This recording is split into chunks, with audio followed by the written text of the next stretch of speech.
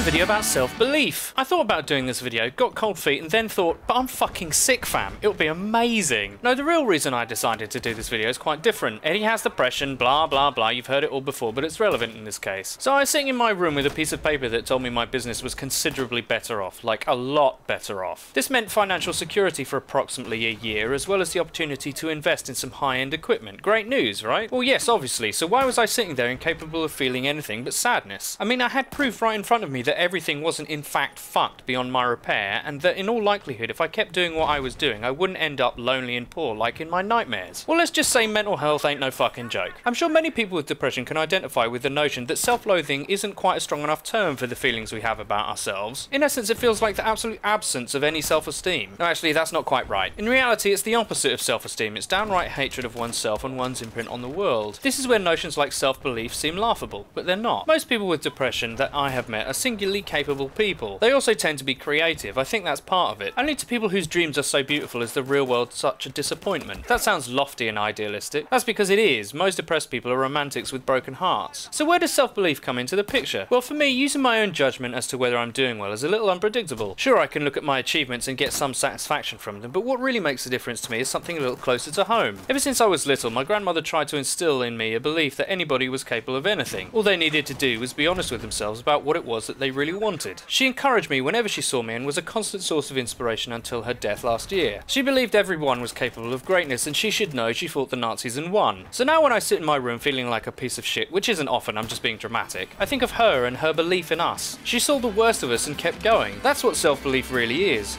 Not quitting when it's easier just to give in.